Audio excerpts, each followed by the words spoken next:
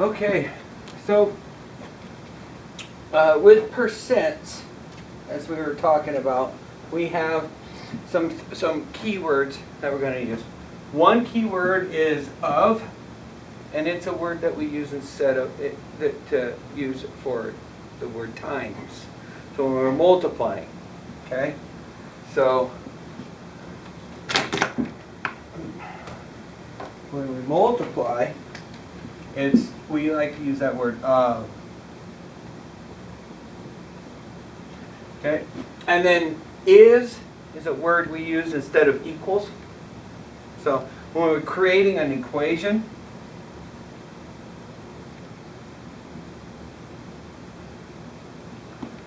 and then with many equations, or most equations, they have variables.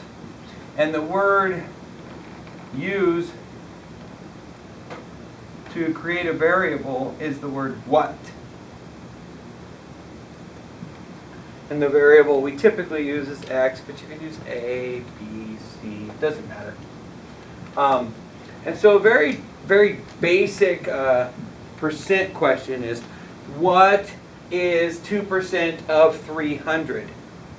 And so when we see all those words, you're like, I don't know what to do. But if we can put it into math, what being the variable x, is being the equal sign, 2% of being times, and 300. Remember, 2% could be all in words too, right? TWOPERCENT, I guess. Yeah. Put me on the spot here.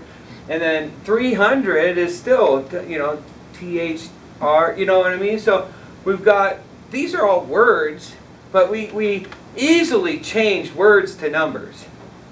But numbers are just symbols of words, right? And the same thing with the equal sign. The equal sign is just a symbol of equals, but it's also a symbol of is.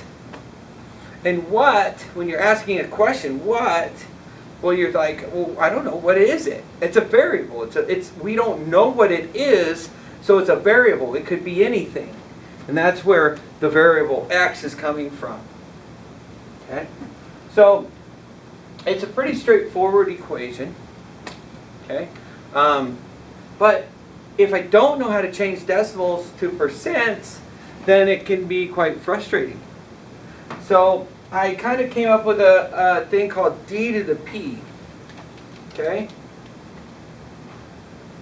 D to p.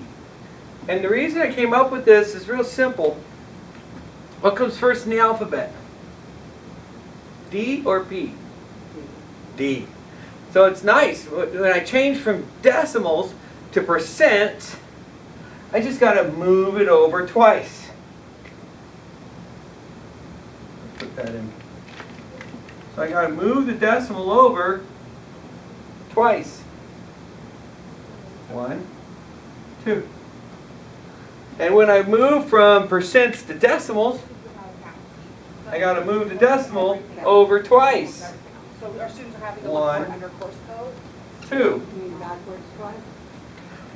And that's where I'm going to. It's like D to P, right?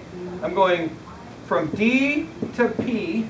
So then I can say, oh, well, wait, what does that mean? So I say, hey, if I've got a percent and it's 2%, then when I do it in decimal, I have 0.02. So when I go from decimal to percent, what I'm doing is I'm actually multiplying by 100, right? So when you move something from decimal to percent, you multiply by 100. But when you do it just thinking about, 100, since we are on a base 10 system, then that's just going to move the decimal over. 10 times 2 is 20. I just moved the decimal over 1. 10 times 2.3 is 23. I just moved that decimal over 1. Right? So in this case, when we're talking about percent, then what we're doing is we're just moving from decimals to percents, D to P, 2 places. So if it doesn't matter what it is either. If I have a decimal that's 3.58, and I want to move that to percent, then I move that over 2 places. I'm going this way, 1, 2, and what am I going to have? 358%. And in the same aspect, if I have something that's 57.5%, or let's not use 0.5, let's use 0.3%, and I want to go from percent to decimal, then I just move the percentage over 1, 2, and write it over here as 0.573. And what happened to the 2 here, when it was in percent, was I moved it over 1, 2, and you always fill the cup with a 0. And if you need to fill the cup going the other way, then you fill it with a 0. Right? If you're talking about 0.5, then I got to move it 2 places. That's going to go 1, 2.